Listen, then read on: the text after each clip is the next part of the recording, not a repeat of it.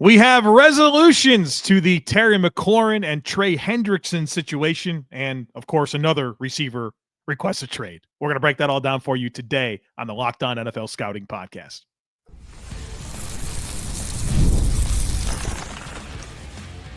You are Locked On NFL Scouting with the Draft Dudes, your daily podcast for NFL and college football scouting. Part of the Locked On Podcast Network, your team every day. What's better than this? It's guys being dudes here on the Locked On NFL Scouting Podcast.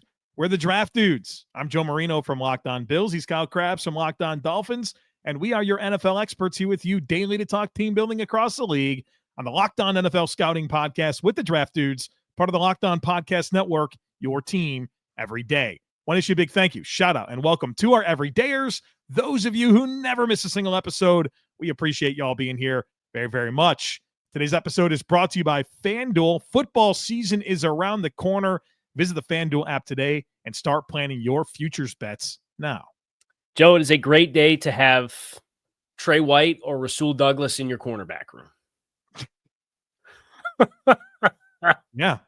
Here we are in the year 2025. Couple of Bills legends. In the AFC East, once again, we ride. On the same day that Dane Jackson gets released. I mean, it is just... Did he really? Yeah, I mean, we're just doing what all happened there? things. Wasn't he in line to be the CB2? Well, when he was playing into the end of the third quarter in the last preseason game, you kind of figured he was not going to make He's it. on the Mike Hilton plan then. Yeah, so... Pour one out. Pour one. I Lots mean, look, of action. you're talking about a couple of starters in the AFC East and Trey White and Rasul Douglas, man. We are going to have a lot of chaos on this show. I can feel it because we are right in the meat of it. Yeah. Like we just had Ronnie Harrison just got released. We're going to do our best to have the blinders on. I can't promise. I do have my Twitter timeline up on the side so I can keep track for Wee-Woos. But just yesterday, it was Terry McLaurin goes 3 for 96. Trey Hendrickson goes 1 for 30. If you're not watching, yes. I'm rolling my eyes. Jacoby Meyers requests a trade. All the cuts that have begun to happen. Micah Parsons continues to linger. We get a lot to get into on the show. So the first major domino that fell yesterday was the McLaurin deal. That came around, was it 10, 11 o'clock, 10:30 yesterday in the morning?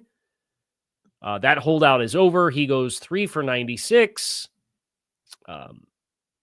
Good for Terry McLaurin getting up to that amount of money on his extension. I think that's the first thing. Now, he had 1 year for 24 left, so it's technically 4 for 120.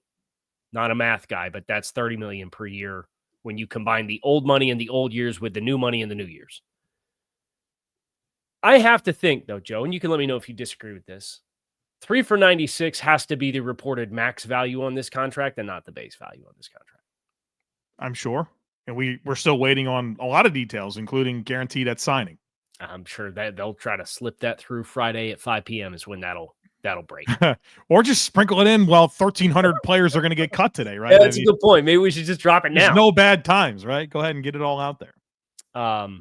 Because the concern with Terry, it was paying you for what you've been and what you've done versus paying you for what you're going to be into the future when you're using the DK Metcalf contract as kind of the threshold. And we've gotten into it on this show. I've written about it at A to Z Sports, but like age 28 plus receivers don't really get into the stratosphere of where Terry McLaurin was trying to get. And he's going to be 30 next month in a couple of weeks. So that was the big roadblock between, it was not a talent issue. It was not a cost issue, all things considered, because Washington's throwing money at everybody right now because they perceive themselves in this marquee window with a quarterback on a rookie contract. It was, what are you going to be versus what you've been versus the historical context of receivers that are as good and many that have been, this is no disrespect to Terry McLaurin, better than Terry McLaurin, who on the north side of 30, it just doesn't happen like it used to. So 3 for 96 gets it done. I would imagine there's no guarantees beyond 2026 would be my guess.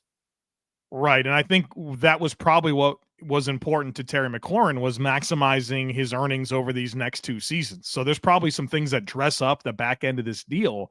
Right. But for this year and next, I think Terry's going to be well taken care of. And I think they had to get a resolution here, right? And I think that put Terry in a position of power in these negotiations, because ultimately there's enough questions about Washington when it comes to the O-line and the defense that trotting Jaden Daniels out there in year 2 after what he put together as a rookie without Terry McLaurin would have just been something you could not reconcile. So I think they had to kind of meet Terry with what he wanted, because ultimately this is a team that has earned some expectations. I think that they have some challenges with their roster, but we didn't need to go into this year worrying about Terry McLaurin and what his role was going to be. And for that reason, I think they had to meet some of these demands. Yeah, I certainly think Terry had a unique amount of leverage. Now, was Terry really going to sit out games?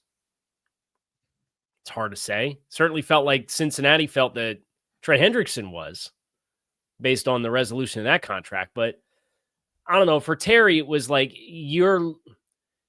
Terry didn't have the luxury of, oh, well, I'm going to play the minimum amount of games this year and sit out games and then hit free agency next. Well, now you've played half a season and you're going to be 31 at the start of next year, right? Like, common sense, I think, prevails here. I'm glad that they resolved it. The irony of Adam Peters coming from San Francisco and how every contract saga in San Francisco the last 3 years has played out exactly like this one is not lost on me for, okay, yeah, now he's officially 49ers tried and true off the John Lynch tree, because we had a contract negotiation go until the cut window, and then we get a guy signed and get it taken care of. But yeah, this had to get done, and I think it made sense for both parties to get it done. And to have there be kind of a multi-year window of guarantees and then earning potentials on the back end. And when you were talking about dressing up the back of this contract, it kind of reminded me, remember the original Tyreek Hill contract? Probably not as well as you do. He had like $40 million for 2026. When he first got traded to Miami, he was like, I think he was the first receiver to get $30 million. Or he was like, it was a market reset deal in some way, shape, or form. I don't remember the exact numbers because it's been reset 18 times since then. The last year of his deal was like 45 million, and none of it was guaranteed. And it was like that dummy fluffer to get you to that magic number that everybody felt good about. And I'll be interested to see what the last year of the McLaurin deal looks like in that same sense, because you might have had a blueprint there. Not that would be the first time that was done, but to kind of get that numbers up. I have a question for you. Okay. Who's the next receiver to get over $30 million per year? Ooh. Puka? Do you think Drake London has a chance to get it? Yeah. Because he was from that draft class. He was from the 22 draft class with Garrett Wilson. And yeah, I think both of those guys get it. Just a matter of which one signs first, and they're both extension eligible after the season. I have a question for you. Okay. You mentioned that you believe that Washington believed that Terry McLaurin wouldn't sit games. Yeah. You think Jerry Jones thinks Micah Parsons will sit games? If he doesn't, I think he's a fool. I don't know if he's calibrated correctly there. I don't want to open that can of worms. Maybe we'll get to that at some point today. But I would certainly be willing to bet Micah Parsons is willing to play I mean, come on, dude. He's got Mulligan as an agent. 100%. Whatever he can do, he will do it. That's my expectation. And it's with when you're talking about, because as great as the Terry contract is, the dollars on the Micah contract, what you're talking about, like surrendering, he's on a rookie deal. Yeah. Terry's playing for 24. What you're surrendering when you play for 24 versus what you're surrendering when you're playing on your rookie contract, you're surrendering less, and Mike is at stake to gain more, significantly more, like 50% more, if not higher. And you hear Jerry saying some ridiculous things like, he's like, the Dak contract is the precedent. We've got 3 more years of control here because he's willing to tag him twice. Yep. This is insane behavior, Kyle. Shout out Darrelle Revis. Shout out Darrelle Revis. Yeah, for the I got fired up yesterday. reading that statement from, of all guys you didn't expect to hear from, Right. Darrelle Revis chiming in the way that he did. I was like, good for you. I'm just chilling on a Monday morning. All of a sudden, we got a note from Darrelle Revis. What does he have to say today? I'm like, oh, you said you spit fire is what he did, man. It was a mic drop. It was unbelievable. I loved it. We'll get into that. We'll get into Trey Hendrickson other side of the break. Make sure you guys stick with us. Guys, you've probably heard of Viagra or Cialis. Maybe you've even tried them. But if you're looking for something beyond the usual pill, it's time to meet Rugiet Ready. Rugiet Ready is a next-gen prescription treatment designed to amplify arousal in the brain and boost blood flow. Unlike the usual pills that can take hours, Rugiet's 3-in-1 formula dissolves under your tongue and kicks in fast, on average in 15 minutes. Effects can last up to 36 hours, so you can stay confident and in control when the moment is right. If traditional options haven't worked, Rugiet might be the answer. In fact, over 150,000 men have already made the switch. So head to Rugiet.com/LockedOnNFL and use code LockedOnNFL to get 15% off today. That's RUGIET.com/LockedOnNFL and use promo code LockedOnNFL for 15% off. Individual results may vary with prescription treatment. Compounded drugs are permitted to be prescribed under federal law, but are not FDA approved and do not undergo FDA safety, effectiveness, or manufacturing review. Please visit the Rugiet website for full safety information. August 26th, folks, that's today. It's officially FanDuel Futures Day, a brand new holiday for football fans who live for bold predictions and preseason hunches. For just 24 hours, and time is ticking, folks, FanDuel is giving you deals on NFL season predictions. So whether you're calling your MVP, eyeing a long shot division winner, or ready to crown your Super Bowl champ before week 1 even kicks off, this is your moment. So take a flyer on the MVP race. Maybe you think Lamar gets his third. Does Josh Allen repeat? Maybe Baker Mayfield or Jared Goff as a dark horse. You can also crown your Super Bowl champion right now if you think the Eagles repeat or the Chiefs get back in there, or maybe it's the Ravens, the Bills, Tampa, the Rams get in on the action, or parlay your division winners together and get yourself a nice payout. So visit the FanDuel app today and plan those future bets. Get in on those futures bets now, because Futures Day is one day and one day only, and it's today. FanDuel, play your game.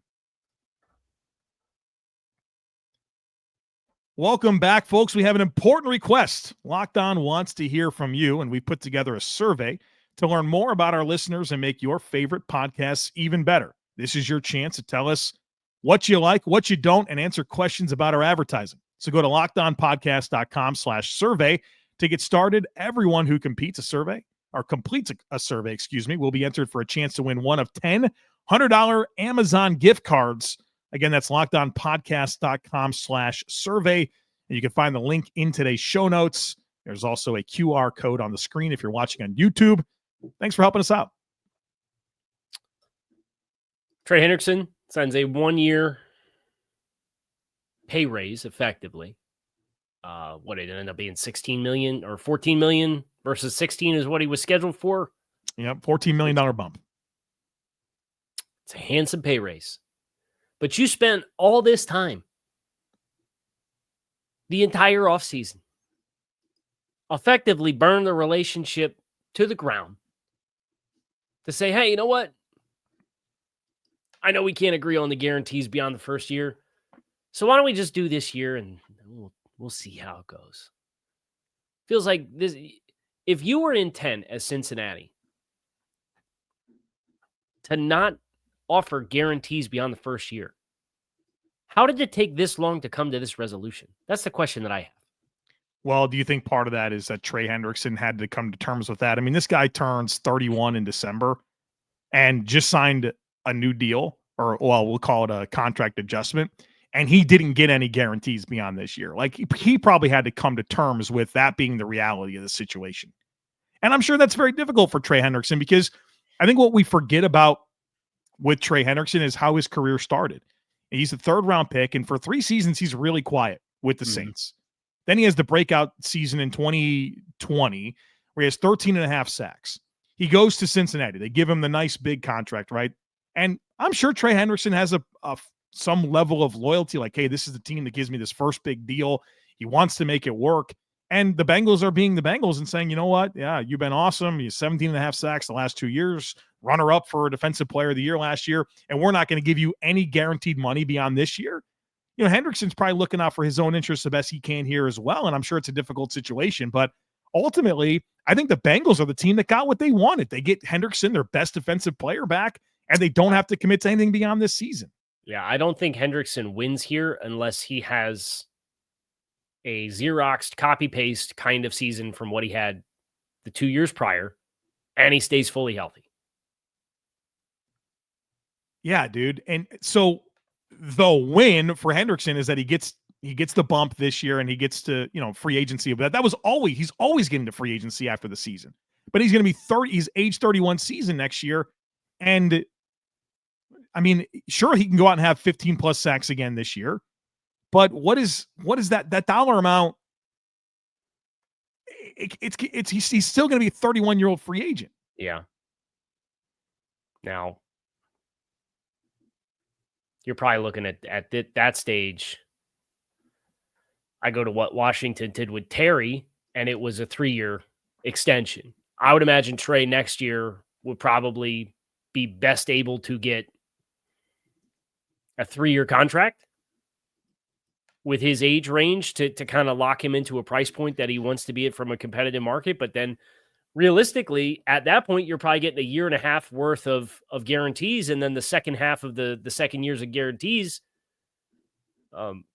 locking in and becoming fully guaranteed in the first week of the league calendar year for that second year, right? Like the rolling guarantees instead of the guaranteed at signing. So I agree with you that Cincinnati walks out of here winning in my mind, because Trey Hendrickson, it's the pay raise is the pay raise, but the implications for him beyond this season are brutal. And heaven forbid if he gets hurt. Do you think about this deal a little bit?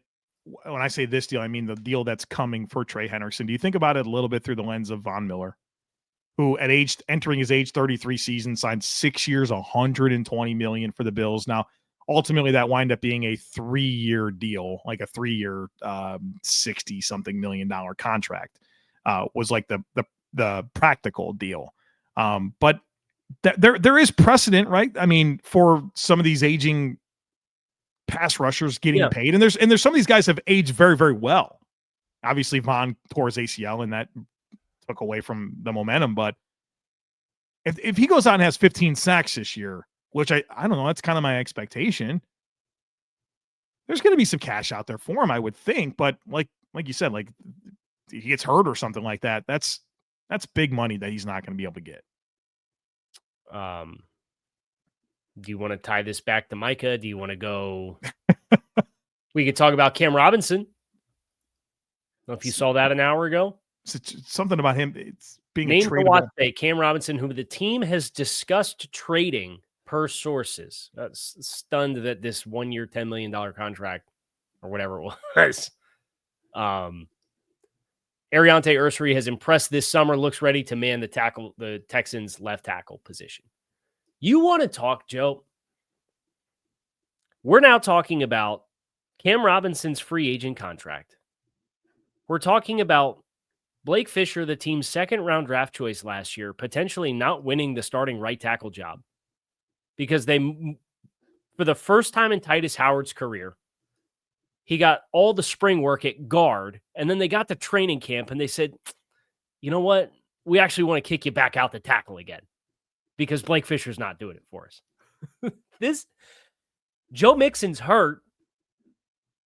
This portion of Houston offensively is very unsettling. And now you're getting into quarterback on a rookie contract, an opportunity cost with investments of moving from Tunsil and Blake Fisher. And what is Blake Fisher? And your pivot was Cam Robinson on a $10 million contract. And now you're looking to trade him, and you paid like $8.5 million of it up front. So you're just going to take a bath on that money. Who's trading for Cam Robinson? Any team that trades for Cam Robinson, this from Nick Corte. Cam Robinson is a compensatory free agent qualifier whose contract is valued in the 5th round. Any team that acquires him and is scheduled for 2026 comp picks should know acquiring him will cancel out one of their draft selections. Nobody's trading for this guy. Nobody's trading for this. But also, just has anybody watched the Cam Robinson tape over the last 2 years? Has anybody seen it? Like the NFL, certain players, they just cannot quit. You know what I mean? This was a 1 year, $12 million contract that they fully voided out with 4 void years on the back end. His $8.75 million signing bonus that got paid up front when he signed the contract that we're now looking to move on from. It's goofy, man. It's goofy. Gosh. Nicely done.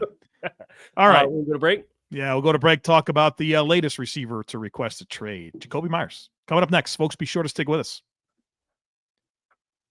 This episode is presented by Yahoo Fantasy. The NFL season is right around the corner, and you can feel the buzz. Fantasy football season is here. Everyone's researching, drafting, and building their championship squads. If you haven't joined a league yet, now's the time, and it's all happening on Yahoo Fantasy. This year, I'm playing on Yahoo Fantasy, and you should too, whether it's your first ever league or you're a veteran that's in your millionth league. Yahoo Fantasy is loaded with fun ways to compete and brand new features that make the game even better.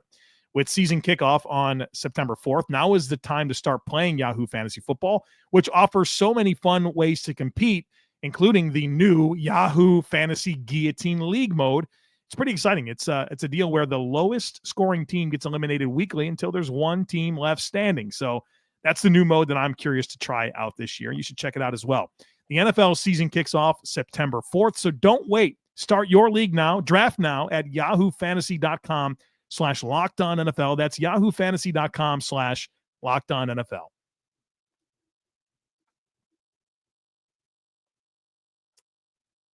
Stop me if you've heard this before, but the Raiders wide receiver room, we have a question with. They're going full youth movement here. Well, let's be fair. Pause. The Raiders apparently have no intent of trading Jacoby Meyers, but they also have no intent in addressing his contract in the way that Meyers, who's coming off of a career year, and is probably sitting here in training camp watching Brock Bowers be in line to catch 150 balls for 2,000 yards this year. He's like, well, I'm not getting these numbers again this year with Bowers and Geno Smith, looking to capitalize on what is kind of the high water mark for him in his career, I think. I have a lot of respect for Jakobi Meyers, man. This dude, I think, is extremely underrated. He's had at least 800 receiving yards each of the last 4 years. And then 5 years ago, he had 729 yards. Who's throwing in the ball, man? We're talking like Mac Jones, Gardner Minshew, Aiden O'Connell. Like, this guy has not had a single good quarterback. And he's been very, very productive. I love the skill set with Jakobi Meyers. And this dude, I mean, he just signed, last year of a 3-year, $33 million deal. He turns 29 in November. Like, this is a big chance for him to get a payday, right? I get it from his perspective. Yeah. Now, here's the problem, dude. The Raiders have the least cap space of any team in the league. Like, they're the team with the lowest amount of cap. And I guess Kyle's surprised. He's like, I better check that. Oh, no, we're going to go do the thing real quick while you're talking. Go ahead. So I understand this from Jakobi Meyers' perspective. And there's some teams out there that are looking for receivers. We know Minnesota's been looking for some receiver help. I understand this from Meyers. This is a big opportunity for him as he's pushing 30, based on the resume that he's put together the last several years with horrible quarterbacks. I think he's within his rights to press here a little bit. Where are you getting this cap figure from? The NFLPA Daily Report. Public salary cap report. And we're in that awkward time of year where the window, like some of the online resources have now switched to full 90 man and reflecting 53 versus top 51. So the Las Vegas Raiders have 752,000 in the bag. What the heck is this? Bro, I'm telling you, this is insane. Because like Over the Cap has them as a top 5 team. That's a massive discrepancy. Let me see what Spot Track has them at, because I think Spot Track went to 53-man cap space. So just looking at what the rate, Spot Track has him at $12 million. So we have very different information out there for the Raiders cap space. The one that I'm referencing is the NFLPA's daily public salary cap report. Just looking at the Raiders, though, you have from let's just use Max Crosby, right? Max Crosby right now, they just did a extension with him, and he's still got a base salary of $32.5 million. You restructure him and get, you can open up your space if you need it. I don't know about I don't know how prohibitive that is. This might be the weirdest. I don't even know that he got a signing bonus. I think they just guaranteed his first 2 years of salary, but the Spot Track has no signing bonus for Max Crosby on this extension. Something's going on here. Well, and I wonder about the accounting for the Wilkins situation. Is kind of probably a little goofy as well. Yeah, that's because they tried to void those guarantees, and he filed a petition. So they got some stuff up in the air. I think it's fair to say that regardless of what the actual cap number falls at. So on the same day that Meyers requests this trade, the Raiders reunite with Amari Cooper. Mm-hmm. Which I think, let's be honest, if nothing happened with Jacoby Meyers, bringing in Amari Cooper probably made some sense. Yeah, I feel like we've been having conversations about teams all summer long, and it's like, how many times did we say somebody signed Rasul Douglas, somebody signed Amari Cooper, and it finally happened within 24 hours of each other. Browns releasing Deontay Johnson, that just came through.